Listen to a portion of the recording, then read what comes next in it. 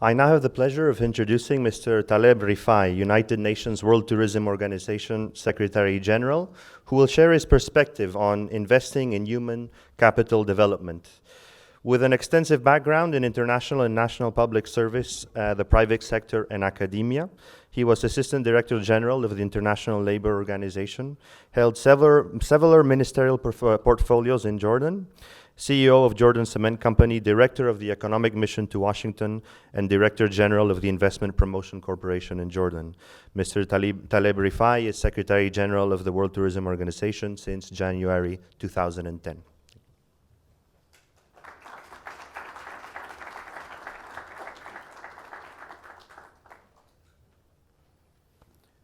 Buenos dias.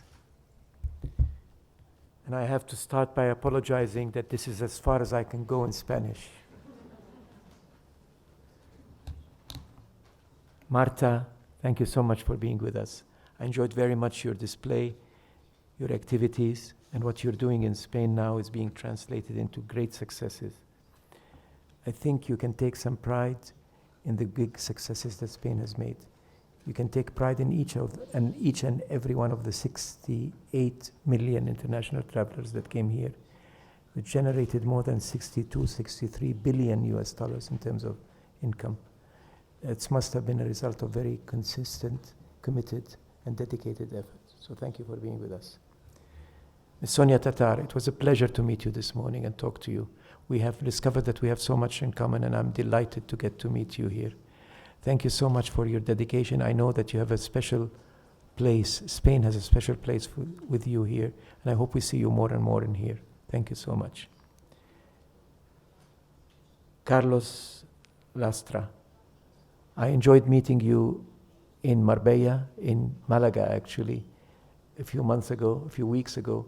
It was a pleasure, and talking to you this morning convinced me again that the School of La Roche in Marbella is in good hands. I'm looking forward for our mutual cooperation and working together. Last but definitely not least, my very good friend, Ambassador Zorab, and I always refer to you as Zorab because I don't dare to venture into pronouncing your last name like Carlos did. And I am delighted that you're here with us. You're always there for good causes, and you're always there in good places. Thank you for being with us. I want to take this opportunity to praise the commitment to tourism and education and excellence of the La Roche School. You have a school that is reputed worldwide, and I'm delighted to associate ourselves with it. You're a proud affiliate members of us, and we're proud to have you with us. And the meeting this morning, the meeting today that I understand, and I stand to be corrected, is the first of its kind here in Madrid, can be a promising thing, and I promise you that we can continue working together in partnership in the years to come. We're very happy to welcome you as an affiliate member in the UNWTO, and I'm looking forward for our future cooperations. Queridos amigos, muchas gracias por la invitación. Es un gran placer estar con vosotros hoy.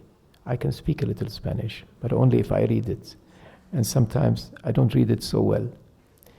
I bring you greetings from the United Nations family and the Travel and Tourism International community. It gives me great pleasure to join you here today on this conference of hospitality education for a stronger, more competitive tourism industry in Spain. And Spain is a school that can teach competitiveness to the rest of the world, yet you are looking in depth on the secrets and the elements that make Spain such a successful destination. As we gather here today, my dear friends, the world is passing through a very critical time, as you can see. Marta Blanco started her introduction by sending her condolences and expressing her feelings towards what happened in Turkey yesterday. We all share that, but it's a symptom that is being shared by so many other news that's coming from all over the world.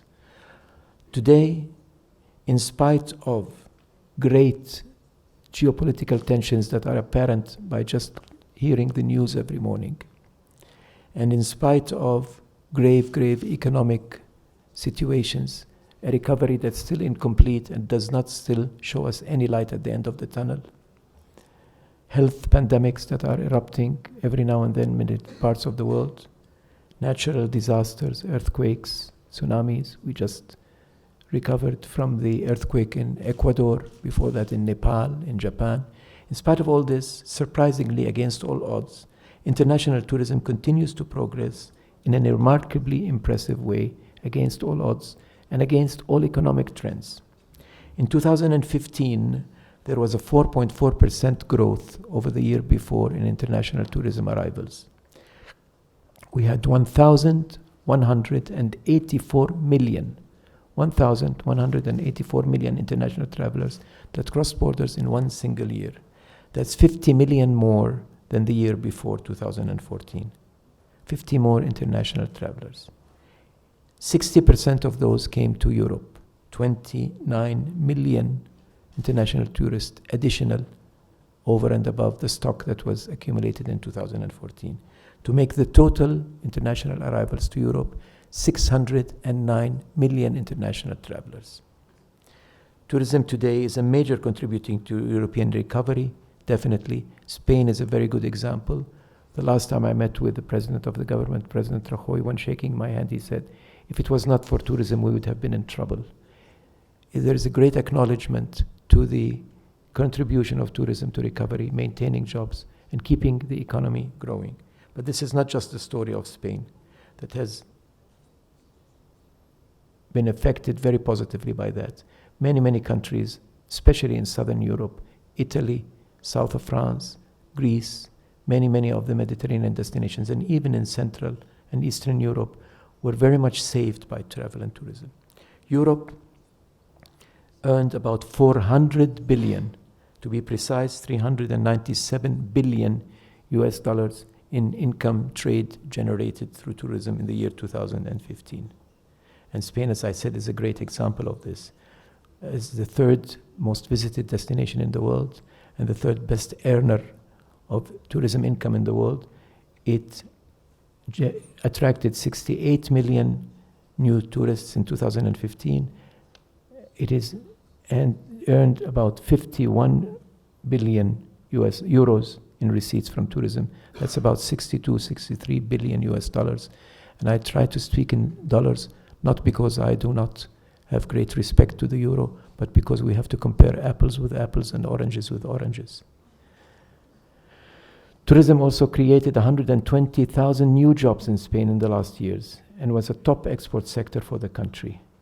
We definitely today are living in what I would like to call the travel revolution.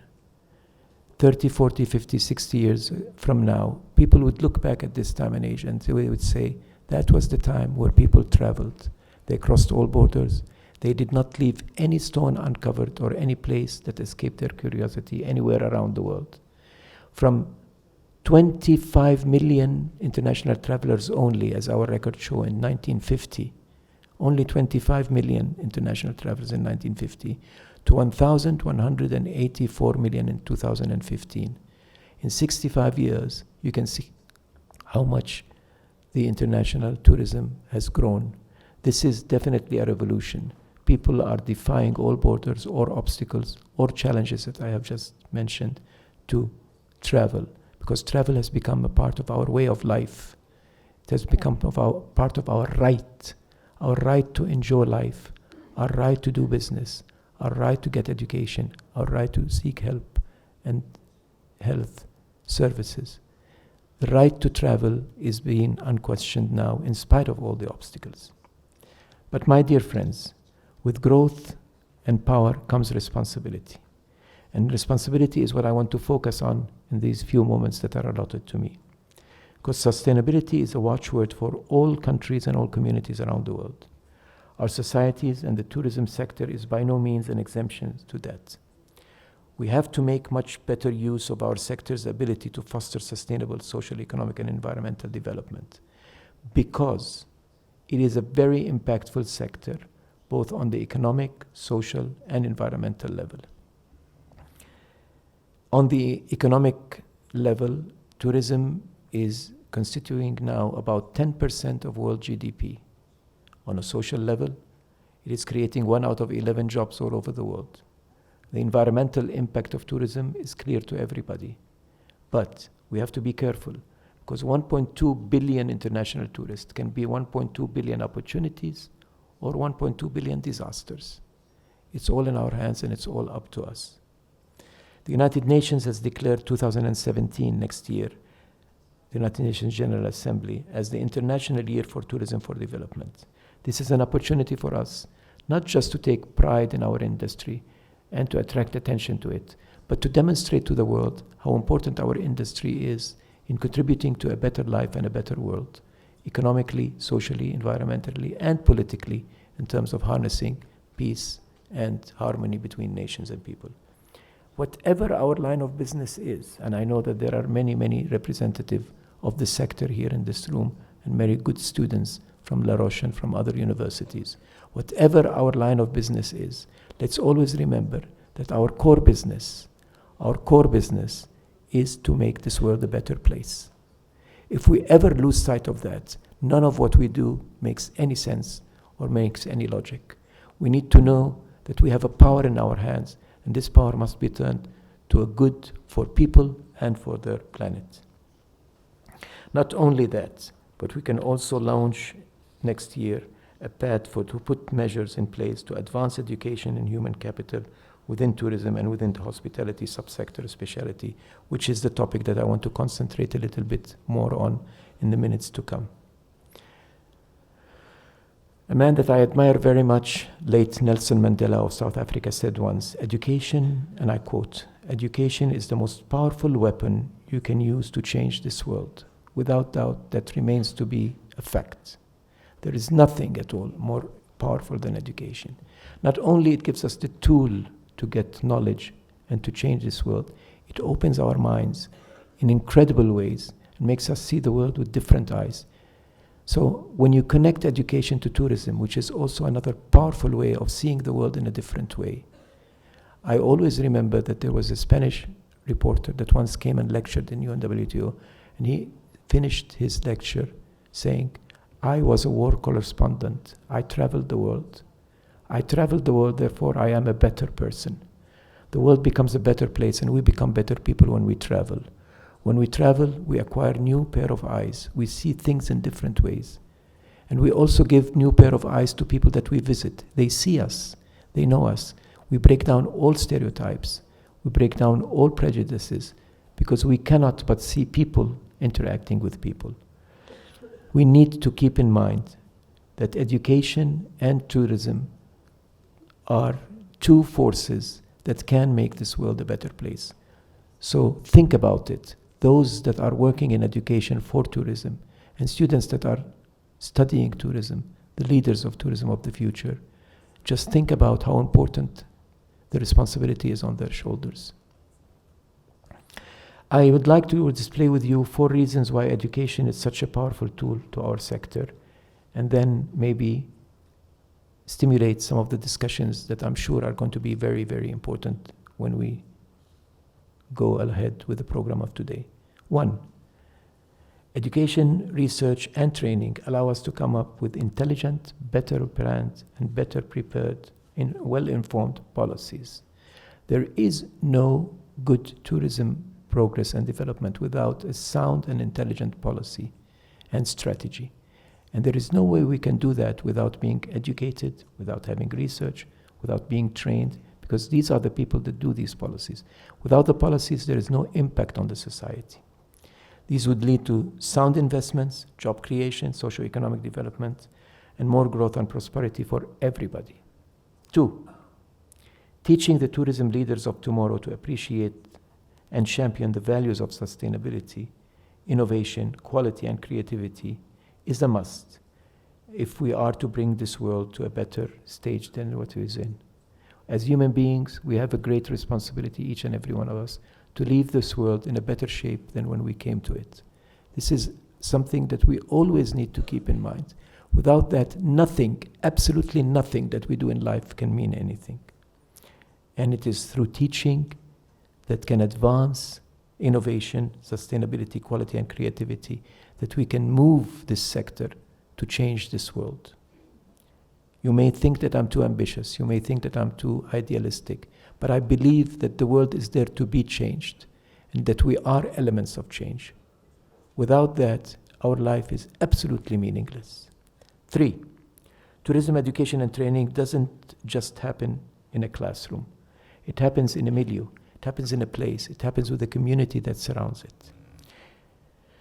In households and communities affected by tourism and build the capacities of those who can't reach the classroom, we need to be agents of education and agents of change amongst the local communities that are the real owners of any tourism activity and any progress and any change in their lives.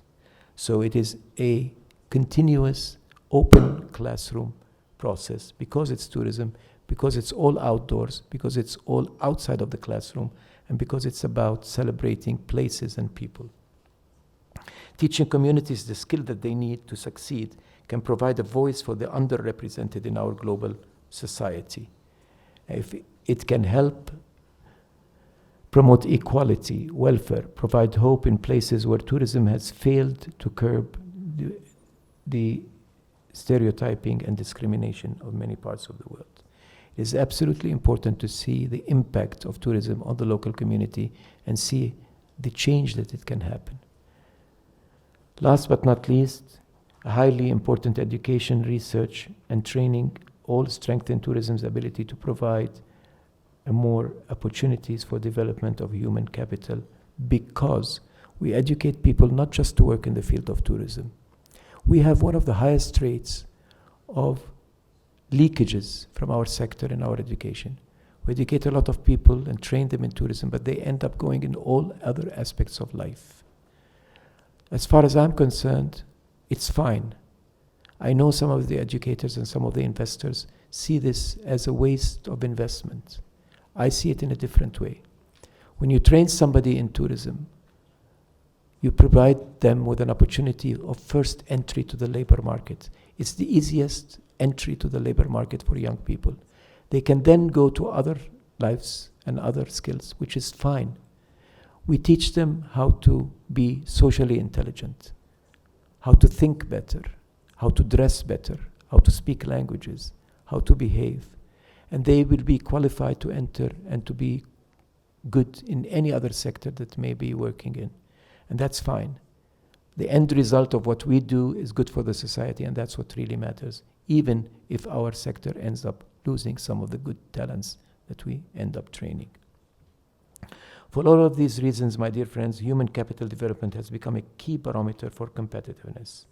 But it's also extremely important for long-term sustainability of the tourism sector itself. An inclusive sector that rewards experiences and invests in people is one that can grow and prosper for years to come. Without that, our very industry would not remain sustainable. As I said, tourism is creating 1 out of 11 jobs all over the world, and that's very important. It also creates jobs where people work. You don't need to move to cities or big attractions to find a job. It's a job where people need it at their backyard, in their home place, in their countryside. Tourism, a job in tourism is also a job that generates so many effects on down the chain, value chain of other economic sectors.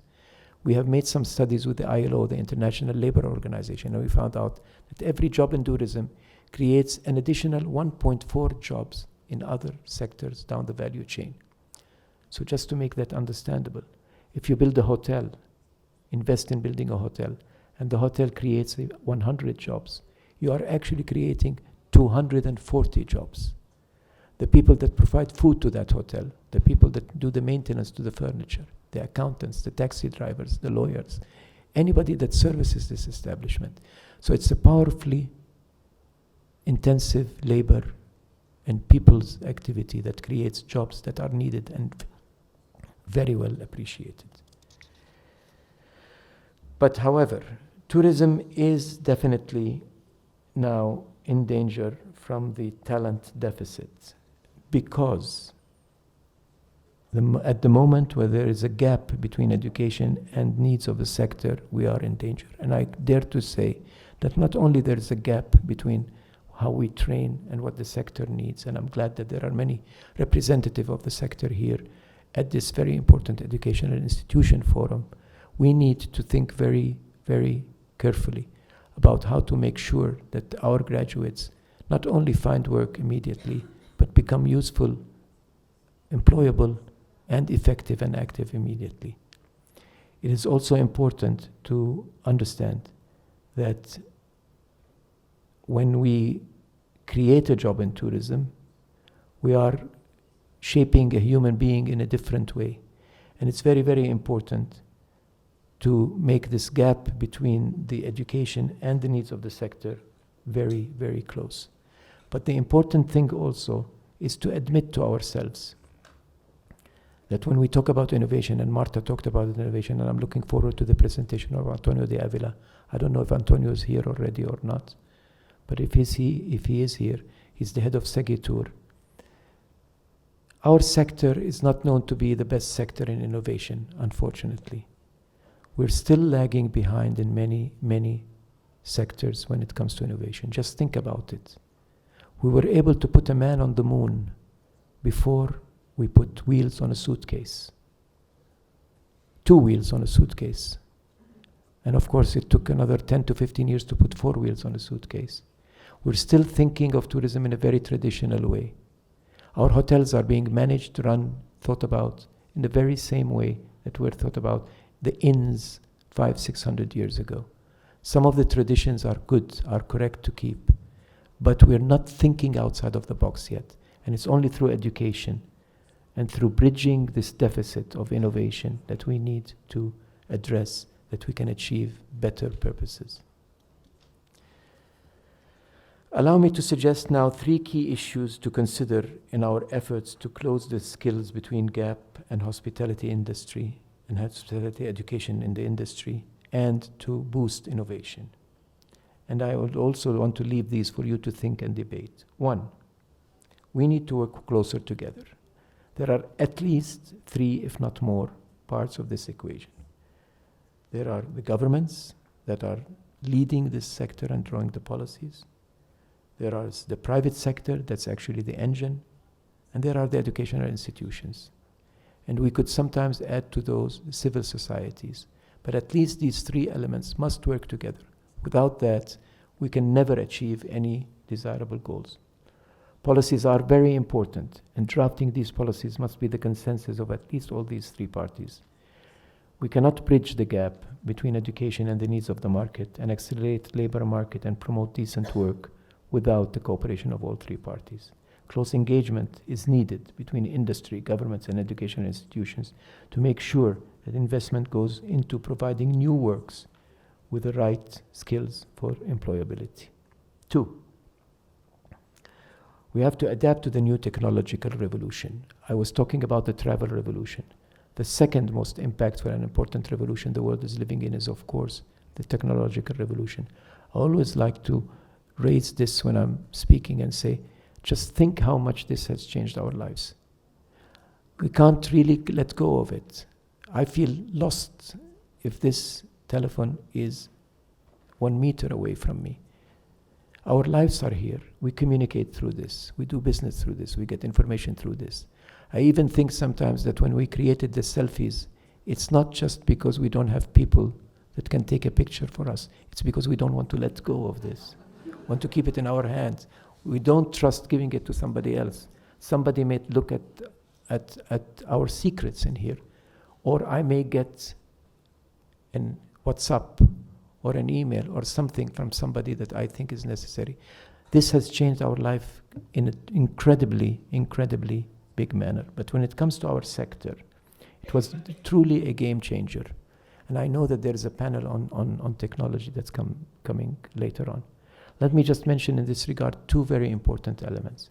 1, technology, IT technology in particular, and social media to be precise, has created a completely new dynamics to the marketplace and a completely new business model. Today, the consumer is empowered. The consumer have a much louder voice than ever before. The consumer, the traveler, the customer can be a whistleblower to any bad practices or can be a best ambassador for you. It's up to you. You have to build a completely different and new relationship. You cannot anymore say how good you are. You have to be good. You can't look good if you are not really good. And if you are good, customers will appreciate you and they will spread the word around. This could not have been done before. It was the social media that did it. We need to think differently. Our businesses need to think outside of the box. Any attempts to promote your business that does not connect to actually building a good relationship and respecting the fact that the consumer is empowered, just as the citizens now is more empowered than governments are.